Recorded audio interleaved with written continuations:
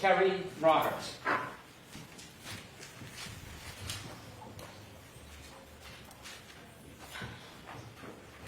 Chrissy, could I?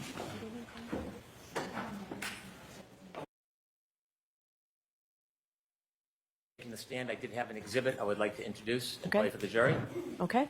And this is clip 2. No objection from the defense? No, Your Honor. And you're marking this as an exhibit? Yes, Your Honor. Okay. Do you have something for the court reporter to mark? We can put it on a zip drive. We can discuss collecting all the clips and putting them on the same zip drive, or we can use different zip drives, whatever the court's preference is. So we need something. So we need something physical. You can play it and then we'll mark it. Ms. Gilman, do you have a separate clip? Jim, is that right? Thank you. I can have this marked, Your Honor.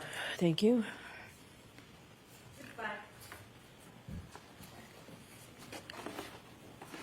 All right, Ms. Roberts, please. Okay, thank you. We'd like to play this first and then call Ms. Oh, Roberts. okay, I'm sorry. Thank you, Your Honor.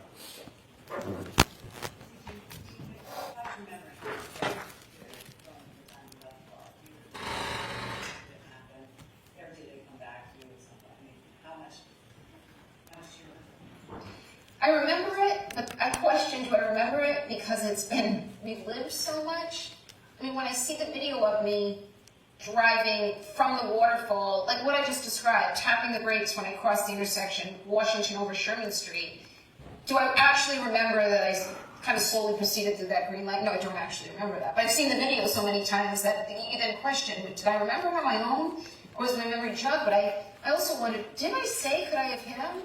Or was it told to me that I said I hit him? And I knew I never could have said that, so the closest I must have said was, did I hit him? I know I said I hit him, but did I really say it as many times as law enforcement's claiming I said it?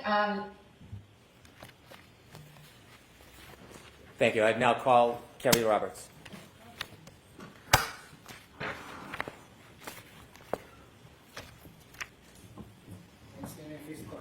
Raise your right hand. You solemnly swear the evidence given to the court and jury in the case now here to the truth, the whole truth, and nothing but the truth, so help you God.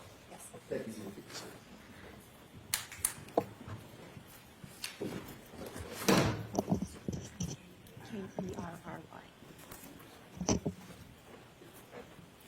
All right, Mr. Brennan, whenever you're ready. Thank you, Your Good Honor. afternoon, Ms. Roberts. Good afternoon, ma'am. Good afternoon. Could you please introduce yourself to this jury?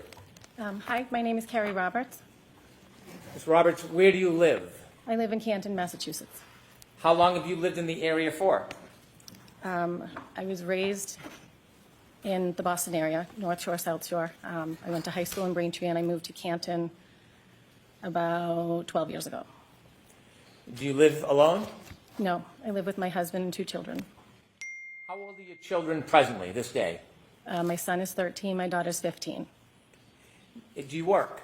Yes, I do. Without identifying specifically where, can you share with us a little bit about what you do? I'm an executive assistant, and I've been with my company for 18 years.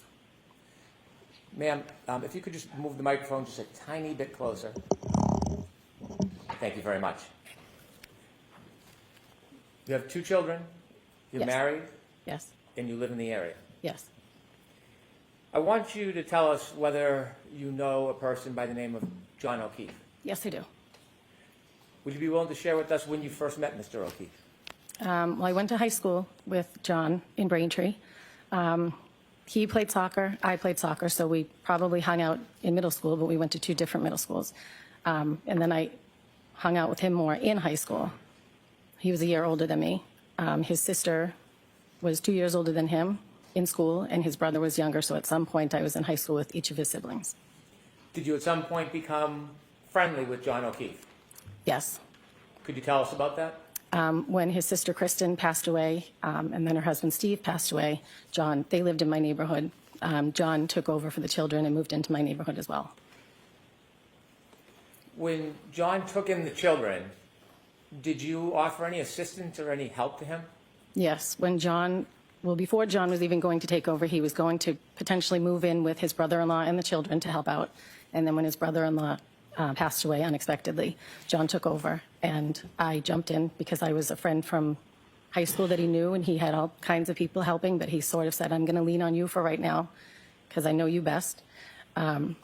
And I knew his parents and his siblings, and so I introduced him to my husband, and we jumped in. It was, preschool drop-offs, preschool pickups for my son and his son. And just from then until the time of his death, we were just friends, very close friends, and we hung out all the time. The children hung out all the time, and he was the emergency contact list at my children's school to call if something had happened. Were you close friends before he took over the care of the children? No, I wasn't very close friends with him then. Were you close with his family before he took over care of the children? No. Did your friendship with him develop after he took care of the children? Yes. You mentioned you have a son, Yes, I do. and is your son the same age as John's nephew? Yes. Was there any common interests or activities that engaged your son with John's nephew? Well, they went to in-home daycare together. They went to preschool together. They went to pre-K together. Then they went to elementary school. They played baseball together since they were T-ball. My son plays hockey. Patrick tried hockey. He didn't like that. So we spent a lot of time at the baseball fields together. As you spent a lot of time together and had mutual care of children, did your relationship with him grow closer? Yes. And can you share a little bit with the jury how close you became? Well, John was a bachelor, and he didn't have any children of his own. So when he took over for the children, he sort of, leaned on us to kind of guide him and, all the things to do if there's someone has a headache and, if there's an ear infection or, he had his mom and dad also helping as well, but I was right up the street. So if I would go to BJ's, I would call and say, can I grab you anything? If I would go to Walmart, any of the places I would go, I would call and say, do you need anything? Can I help you? Can I grab something for you? And he did the same. We just sort of all chipped in and helped. As your friendship grew, could you tell us a little bit about your relationship with John?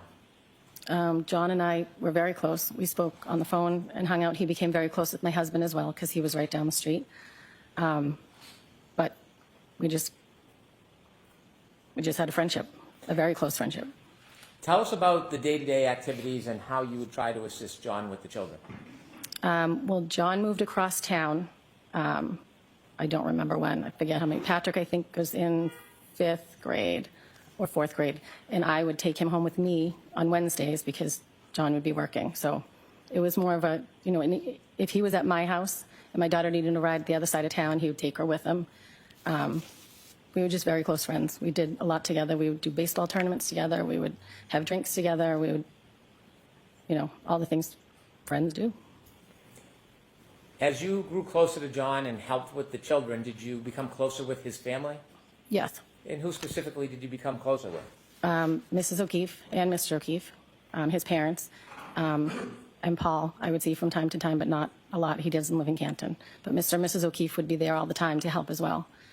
And Mr. O'Keefe would take my son and Patrick, the nephew, out to Dunkin' Donuts all the time.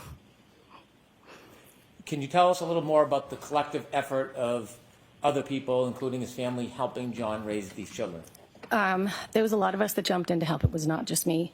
There was a lot of Kaylee's friends' parents that jumped in and helped for Kaylee, his niece, and Patrick. There was a lot of us that helped out with Patrick. All of the community all came together to help him because there was this guy that just lost his sister and brother-in-law, and he stepped in to take care of his 2 kids, and he didn't really know what he was doing at first, but he got the hang of it pretty quickly.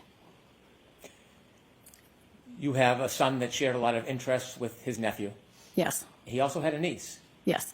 Did you spend more time helping with his nephew or with his niece? With his nephew. Were there other people in the community you knew of who spent more time helping with his niece? Yes. And who was that? Jen McCabe. Did you know Jen McCabe? I had met her once. John got a discount at Reebok, so he would take the kids, he would take anyone with kids up with him to get shoes, like sneakers for back to school or whatever. So one day he did take Jen and I up to Reebok, but other than that, I never talked to her on the phone. I never saw her out. Her children are older than mine, so we never really crossed paths. As it relates to the night of January 29, 2022, how much earlier was it that John took you out with the children and Miss McCabe out with her children to get sneakers? How many years before Oh, years, like 6 or 7 maybe. that? And from that time you met Jen McCabe in the years past, did you ever spend time with her again before January 29th, 2022? No, I did not. I didn't know her. Were you friends with her? I was not. Did you speak on the phone with her? No, I did not. So other than that one meeting, you were strangers? Yep, that was the only time. I knew her. I knew of her. She has 4 girls, but I didn't know her. At some point, as you were part of John's life, did you learn that he was dating a person by the name of Karen Reed? Yes, I did. And do you see that person here in the courtroom today? Yes, I do. Could you point her out and describe an article of clothing that she's wearing? She has a black suit jacket seated at the front table. When did you first become familiar or know about Miss Reed? July, I think it was, of 2020. John, we were having people over, and so I invited him, and he said, I'm going to bring Karen over. And I was like, I don't know who that is, but okay. He assumed I knew because he had been dating her for a little bit, but it was COVID, so we didn't see him very often during that time. So Karen came over that night. And this is early 2020? I think it was summer, so I think it was around June or July. Briefly, just tell us a little bit about where and the circumstances of meeting John and Karen for the first time. They came over to my house, and we hung out on the back porch, had some drinks. There was music. Kids were around. Just a nice, normal summer night. We had other people over as well. Over the next coming months, did you become more familiar with the defendant? Yes. Did you see her more often? Yes. And could you generally describe for the jury how you learned more of her and saw her more often? She would take care of the kids a lot, mainly, well, not mainly Patrick, but not mainly Kaylee either. She helped out a lot with the kids, so if we were at baseball, she would come to all the baseball games, or she would drop off or pick up my son or Patrick if they were going to the golf course or the driving range. Would you see her during events with your son and John's nephew? Yes. We did baseball tournaments, and So when you go to baseball tournaments, would that be away, an overnight type trip? one of them was on the Cape. How often would you spend time with John and the defendant? Not that often together, but John would stop by himself.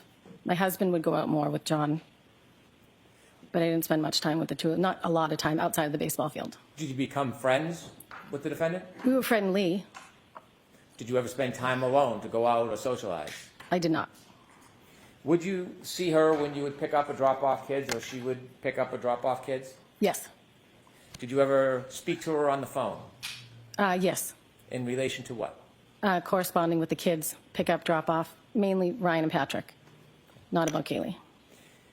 Did you ever spend any important dates or times or holidays with John and Miss Reed? No.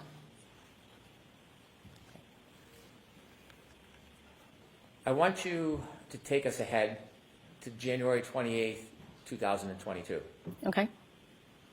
On January 28th, 2022, do you remember that day? Yes. Generally, what do you remember about the day of January 28th, 2022? There was a blizzard coming, and it was my daughter's friend's birthday. So we were going to be going out celebrating that night, but we did it on the early side because there was a blizzard coming. What was your plan for that evening? We went bowling. We got dinner, then we went bowling, and then I came home because I wanted to be in before the snow started. Had you communicated in any way with John that day? Yes. He texted me. My son had had an issue at school. Patrick had been dismissed, I think, for a doctor's appointment. So he did text me to see how my son was doing. Did you simply text, or did you get a chance to speak to him that day? I believe we just texted. Did you go out that night after bowling? No, I did not. Was your husband home? Yes, Did he go out that night? he did. He went out with John. And do you know where he was planning on going? They went to McCarthy's, a bar in Canton Center. Had you been to McCarthy's before? Yes. Can you just briefly describe what McCarthy's is? It's a restaurant bar. There's a large bar in the middle, the seating on the left and the right. It's right in the center of town. Do you remember about what time your husband went out? I do not remember exactly. I don't know if I got home and then he went out, or if he was already gone when I got home. I don't remember. But it was he went out around the same time that I arrived home, which was on the earlier side. How many times had you been to John's home, would you say, over the past couple of years before this night? Oh, many. Many times? Many times. Were you familiar with the house and the driveway? Yes. May I approach you, Honor? Yes.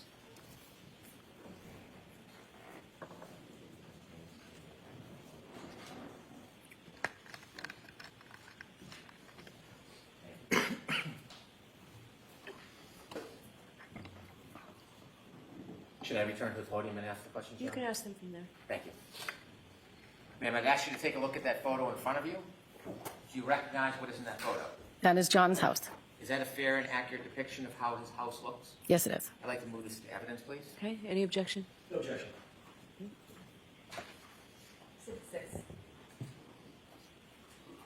May I publish to the jury, Your Honor? Yes. Thank you.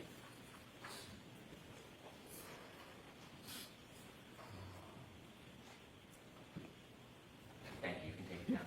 I've shown you a second photo. Do you recognize what's in that photo? Yes, that's John's driveway. Is that a fair and accurate depiction of how John's driveway appears? Yes, it is. I'd move that into evidence. No objection. Okay. Exhibit 7, so marked. May I publish? Yes. Could.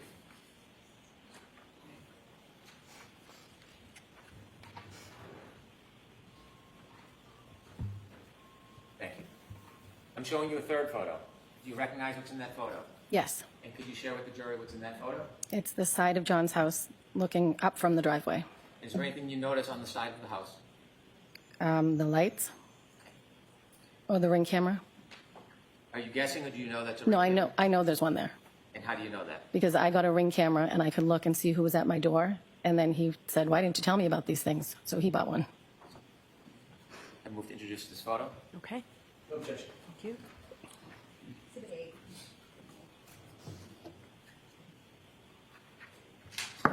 May I publish, Your Honor? Yes. Ms. Roberts, with the laser pointer, could you just point at the picture and show where the ring camera is? On this screen? Yes, please. Whichever one you can do. Okay. Why isn't it working? Nope. It's on. Okay, well, you know what, rather than use the pointer, why don't we describe, can you describe where you see the ring camera on that picture? It's in where the two lights are under the top window. Okay, thank you. We can take that down, please.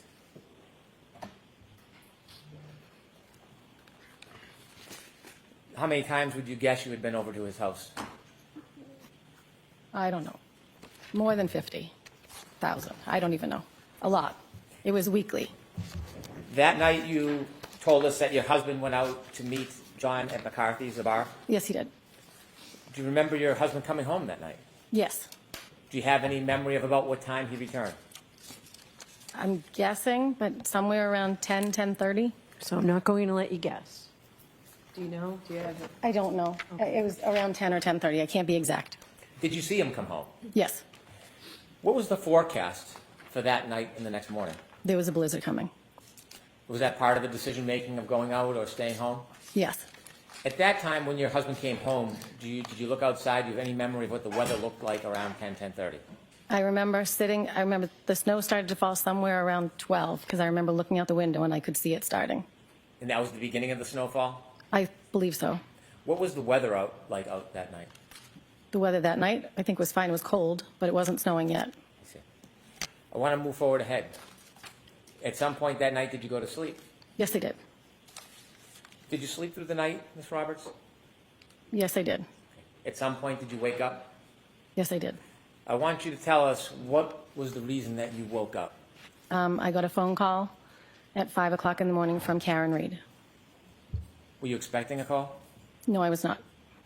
Had you ever received a call at 5 in the morning from Ms. Reed before? No. Share with us what happened that morning. What did you hear?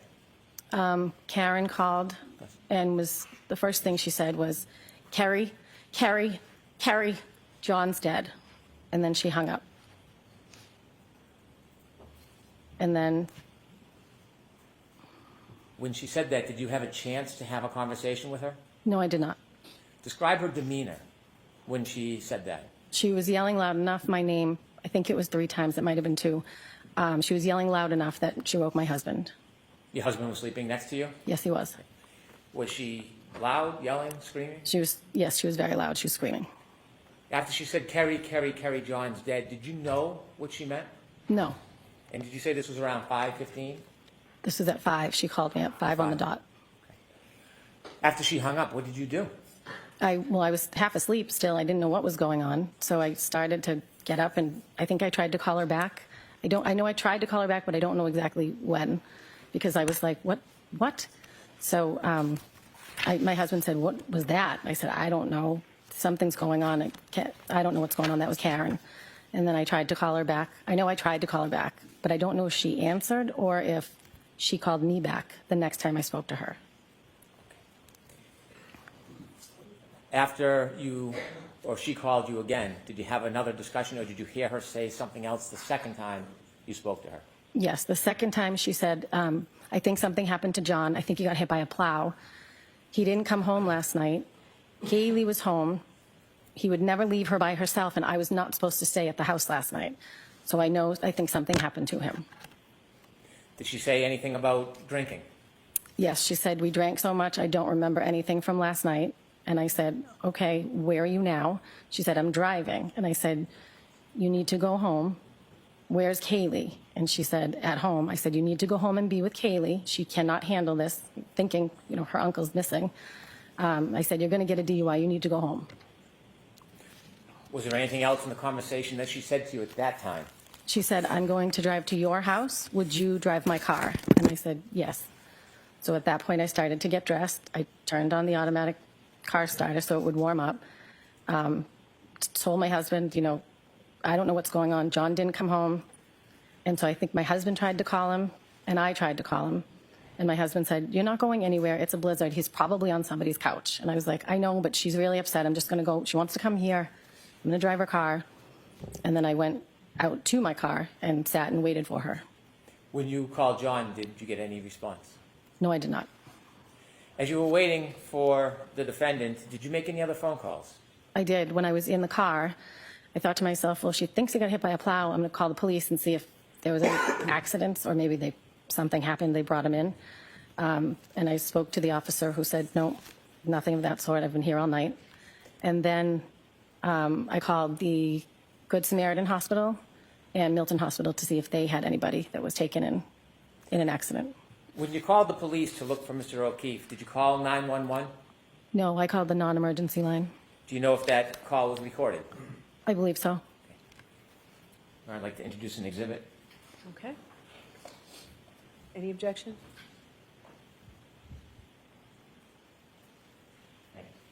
No objection. Okay. Exhibit 9.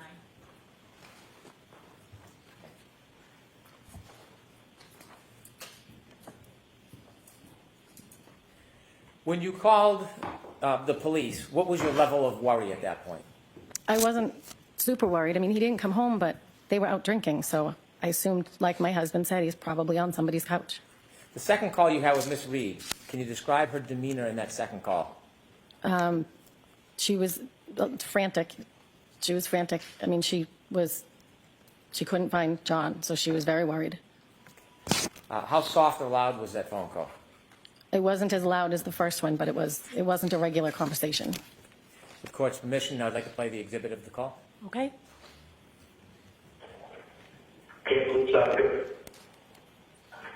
Hi, my name is Kerry. I'm calling because my friend's boyfriend did not come home last night. We were at waterfall, and now she is calling me hysterical because she doesn't know where he is. You didn't take anybody outside the name of John O'Keefe, did you? John O'Keefe? Yeah, he's the Boston cop, and it would be on post, but No. he probably got a ride and passed out at someone's house. I don't know, but Yeah, no, we didn't want anybody else or anything like that. And where does he live? he lives on Meadow, down the present. He lives on Meadow, off Pleasant. Okay, and where's the wife home? You said your girlfriend? With his girlfriend, yeah, they were out having drinks, and then she left and expected him to come home at some point, and he never did. Yeah. And so I said to her, you know, my husband had been out with them earlier in the night, but then he obviously came home. And he has custody of his niece and nephew because their parents passed away. Okay. And so she goes with the niece and nephew, and they're old enough to be home. And so she's nervous because she never even called me. Yeah. So she's like, I feel something happened. And I said, okay. Well, so call the area hospital and nobody happened. I personally think he someone probably picked him up and he passed out. I don't know. Yeah, wait, did he didn't drive last night? No. No. Okay. Again, it's more, it would be driven by you. She would have to, call in or come to the station and talk to us. But I mean, as of right now, it's more, he just didn't come home last night. Is this common sometimes happen with him? No, that's why. Yeah. So he didn't call with me. That's kind of why she's more freaking out. So I think I called the area hospital and then I called Kansas police just to make sure, they picked up. Like I said, he's got some police officers and those bunch of people. If anybody could pick him up, Yeah. please pick him up. Okay. Again, we're doing having a little bit of party and stuff. Yeah, no. Unfortunately, I wasn't there. I was stuck here. But we didn't get any calls, anything like that. Nobody was arrested or anything like that. Okay. All righty. All right, well, thank you. All right, no problem. Good luck. Okay, See ya. thank you, bye-bye. Were you in your car when you called the police station and the hospitals looking for John? Yes, it was. Do you know at that point whether anybody else had called the police station? No, I don't know. Do you know at that point if anybody else had called any hospitals? I don't know. How long did you wait in your driveway? I don't know. I'm sorry. Okay. Maybe like 7 minutes, 8 minutes. What were the conditions like out that morning? It was bad. It was in the middle of a blizzard. When you were outside in your car in the driveway waiting, describe the lighting conditions for us. It was still dark out. It was 5 o'clock in the morning and it was snowing, so it was not great. How was the visibility? Not great. It was coming down really fast at that point. You said that night when you went to bed the snow just started. Had snow accumulated at that point? No, I don't think so. It was just starting to stick. I'm sorry, that was the night before, but at this point when you were in the driveway, had the snow accumulated? Oh, yes. Do you know how many inches it was? No, I don't. Okay. Enough that the plows are out. As you were waiting for the defendant, did she arrive at your house? She did not. What happened? Again, I don't know if I called her or she called me, but eventually we connected on the phone and she said, I said, where are you? I'm waiting. And she said, I'm at Jen's house. And I said, Jen who? And she said, McCabe, she's going to drive my car. And I said, okay, well, listen, they don't want cars on the road because it's so bad. I'm already in my car. I'll come there to Jen's house, stay there, and we'll follow each other and we'll go back and drop your car off. Did you look in the house for John? Could he just be in the house, passed out somewhere? And she said, no, she hadn't looked in the house. So I said, okay, now I'm going to come to Jen's. We're going to take the car home, drop it off. We'll check around the house. And then I don't know what the next step at this point was. I just wanted to check the house. At the time you directed that you were going to meet at Jen McCabe's house and then drive to John's house, was there any suggestion by the defendant where she wanted to go? I didn't know where Jen's house was. I knew the street. I had dropping Kaylee off or picked her up a few times. So I said, stay on the phone with me so I don't know which house it is. And so when I got there, I pulled in the driveway and there was some conversation about. Can I back you up and just ask you a little bit about the drive there? I don't Yep. mean to interrupt. When you left your house, you talked a little bit about the weather conditions. How long did it take you to get from your home to Jen McCabe's? Oh, it's quick. Probably 4 minutes. What was the driving like? It was not good driving. That's why I didn't want 2 cars on the road. Did you have any difficulty driving through that storm? No, I mean, it was treacherous. But I was in 4-wheel drive. I have an SUV. You mentioned you didn't know exactly where Jen McCabe lived. Had you been there to drop off John's niece before? Yes, but I didn't know which house it was because when I picked her up before, she was either getting out of the car at the driveway or waiting at the end of the driveway. So I didn't know which house it was. I think I interrupted you, but were you telling us that as you drove to Jen McCabe's house, you were on a Bluetooth, on an open conversation with her to help with directions? Yes, Jen and Karen were in Karen's car, and I was on the phone essentially with both of them. Do you know what type of vehicle the defendant was driving at that time? A Lexus SUV. As you drove over to Jen McCabe's home and you had some guidance finding it, Did you hear any conversations in that open line with, or even any statements by the defendant? I remember when I pulled in behind her car in Jen's driveway, and at some point Karen said, my taillight, and I looked, and Jen she must have had the brake done because you could see that there was missing taillight. When you say missing taillight, was it merely cracked? No, there was a piece missing. Could you see that as you were parked right behind the defendant's SUV or Lexus? She must have been applying the brakes because you could see it, but there was a lot of snow. When you saw that the taillight had a missing piece, did you say anything? No, Did you think anything of it? no. How long were you parked behind the defendant's Lexus while it was parked in Ms. McCabe's driveway? Not long. We were just, I pulled in and then we stopped, and then the next plan, at some point in that conversation as well, or maybe on the ride, because now we're heading to John's house to drop a car off. I pulled out of the driveway, Jen pulled out, and I followed behind all the way to John's house. And at some point, Karen said, I left him at Waterfall. And I heard Jen say, no, I saw you pull up in front of my sister's. Was anything else said about the broken taillight? No. You followed Ms. McCabe? Yes. Where did you go? To John's house. Did you arrive? Yes. I want to ask you some questions about when you arrived and what you did next. Okay. When you arrived at Mr. O'Keefe's home, you were in two separate cars. Who pulled into Mr. O'Keefe's driveway first? Jen pulled Karen's car in first. So Ms. McCabe was driving the Lexus, Correct. and the defendant was in the passenger seat? Yes. After you both pulled in, tell us what happens next. We went, I wasn't sure if it was, at some point Karen showed us the taillight up close, but I didn't know if it was when we arrived or when we left. But we went into the house to look for John. When the Lexus was parked by Ms. McCabe in Mr. O'Keefe's driveway, was it facing the street or facing away? Facing where the basketball hoop is, not facing the street. Would you like to approach? Okay.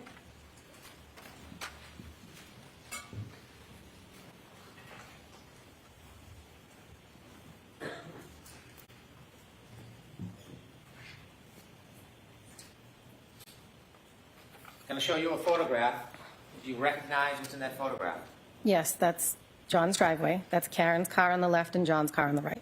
Do you recognize both those cars? Yes, I do. Do you recognize that photo as a fair depiction of his driveway? Yes, Do you recognize it as a fair depiction of the motor vehicles? yes. Now, when you went there that night and you pulled in behind Ms. McCabe and the defendant, is there any differences between how that area looked when you pulled in as opposed to that photo? Well, it was the early hours of the morning, so it was dark out, and there was much more snow. And there was Other than snow this- coming down. I'm so sorry. You want to finish? Nope. Other than the snow and the lighting, is there any other differences? Nope. I'd like to introduce this as an exhibit, please. All right. There's no objections, Mr. Jackson? No objection. With the court's permission, I'd like to publish. Okay.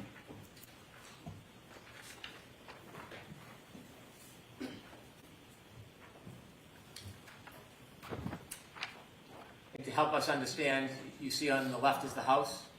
Yes, There's a motor vehicle in the middle of the driveway, but it's the vehicle to the left. yes. And whose vehicle is that? That's Karen's. Is that where it was parked that night when you went into the house? Yes, In the motor vehicle to the right, you recognize that? that's John's car, or SUV. Thank you, you can take that down. I'm showing you a second photo. Okay? Do you recognize that photo? Yes. What is it? It's the back of Karen's car. Does it look like a fair and accurate depiction of her car as it appeared that morning in the early morning hours to you? Yes, Do you notice anything that's distinguished in that photo? the piece that's missing in the taillight. Which one? The right passenger rear. Do you know when, I'm sorry, do you know when this photo was actually taken? I do not. Although you don't know when it was taken, is that a similar depiction to your memory of how it appeared that morning at 5? Yes, Or a little after 5? yes. I move to introduce this exhibit. Okay. Objection. The court's permission to like to publish. Yes.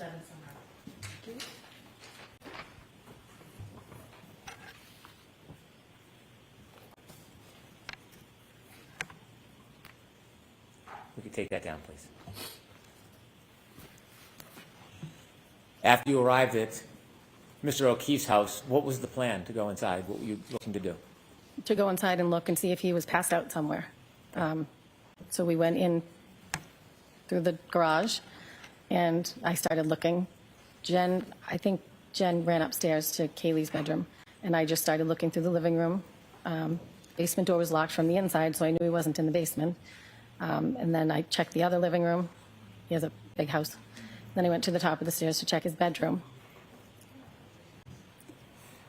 As you looked around, what was your mood? What was my mood? Yes, were you calm? I mean, I was worried, so we would, at this point, Jen had already established that they went to her sister's. Sustained. Okay. Jen had already. Now let Hold- me ask hold the on, question. Ms. I'll ask Roberts. the question better. My apologies. How many rooms did you look through in John's house? 1, 2, 5 or 6. Did you see Miss McCabe looking in rooms as well, searching? She went upstairs when I was looking downstairs. At some point, as you were looking, did you see the defendant? Yes, Was she looking with you? she was in John's room. What was she doing? She was just standing there when I came up to the top of the stairs. Did she say anything? No, Did she do anything? no, Was she searching? I don't know. She was in the room. What happened next? At some point, Jen earlier had said, Well, let's not talk about what was said. Let's Well, just talk about the plan best at you this can, point is your to go to memory of what was 34 done. Fairview. Ms. Roberts, I know. I'm just going to ask you to wait for a question Okay. because we can only get one person at a time. So next question, Mr. Brennan. Again, my apologies. And so as you're looking through the house, you don't find John. What happens next? the plan was to go back to Jen's sister's house. Who made that plan? Karen wanted to go back there. Well, tell us a little bit about that. How did that conversation come up, and share with the jury what was said? And the car ride to Meadows, Karen said, I left him at Waterfall, and Jen said, no, I saw you pull up in front of my sister's. So then Karen said, we need to go back to your sister's, and I said, no, we're going to go to Meadows, and we're going to drop the car, and we're going to look there, then we'll go there if we don't find him. When you were at the house, Meadows, John O'Keefe's house, and you didn't find him, was there any further conversation about what the next steps would be? I said, let's go. He's not here. But I didn't know where Jen's sister lived, so we got into the car. Jen was in the passenger seat. I was driving my car. Karen was in the back seat. Did you And Jen begin, was giving directions. did you begin your way towards Meadows? Yes, And it was Miss McCabe who was giving directions? yes. As you began driving to head towards Meadows, in addition to trying to drive, were you doing anything like looking or searching? Well, yeah, we were looking on both sides of I was looking on both sides of the road in case he was walking home. Did you see Miss McCabe searching?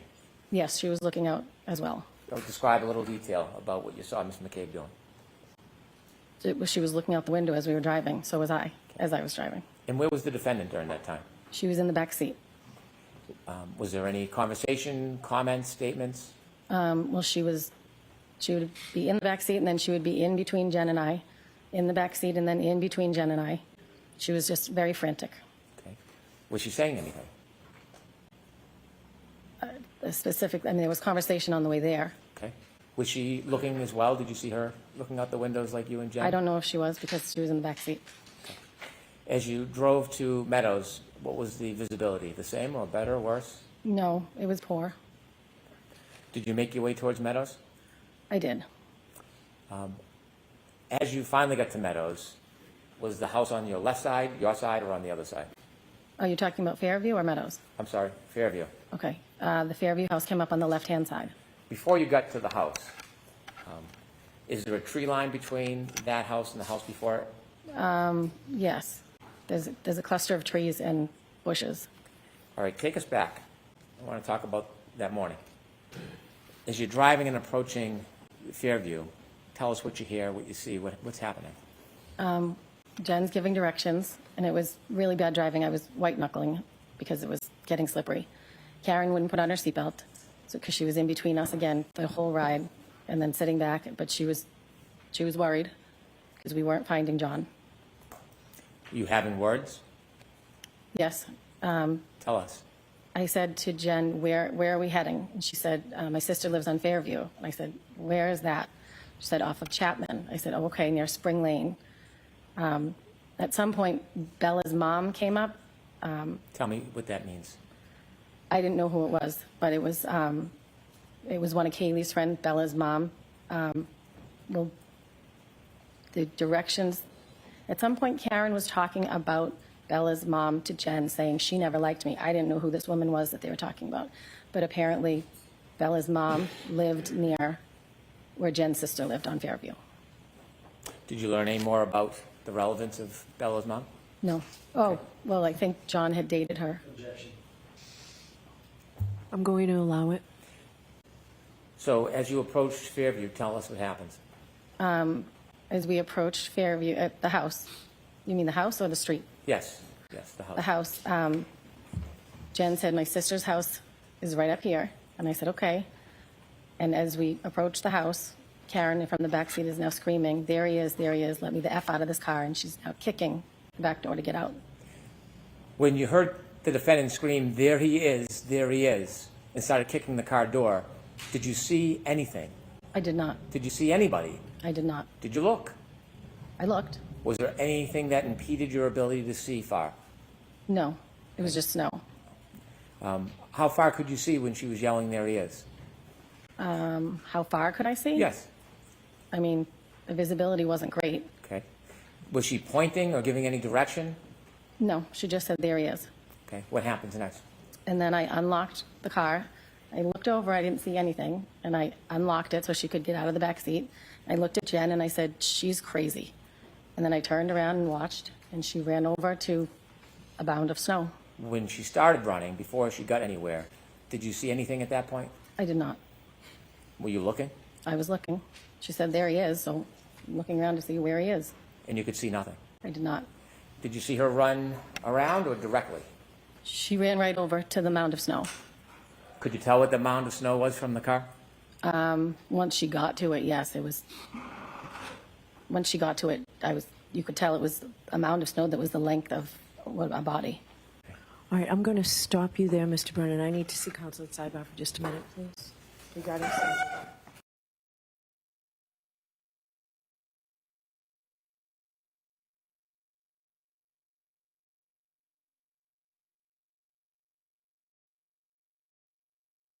Okay, jurors, we're going to break for today. So we're going to send you home.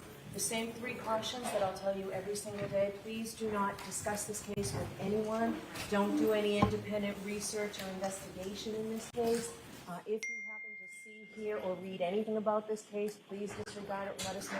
And please be extra careful with your social media. Okay? We'll see you tomorrow morning. Thank you. Court, all rise, please. Jurors.